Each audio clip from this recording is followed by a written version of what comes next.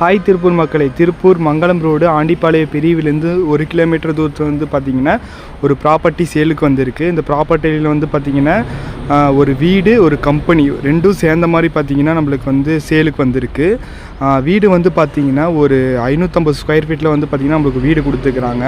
ஒரு ஹாலு, ஒரு பெட்ரூமு, அதுக்கப்புறம் பார்த்திங்கன்னா ஒரு கிச்சனு எல்லாமே பார்த்திங்கன்னா நல்ல சைஸில் வந்து கொடுத்துருக்குறாங்க. நெக்ஸ்ட்டு வந்து பார்த்திங்கன்னா பக்கத்துலேயே வந்து பார்த்திங்கன்னா ஒரு கம்பெனியுமே நம்மளுக்கு வந்து கொடுத்துருக்குறாங்க.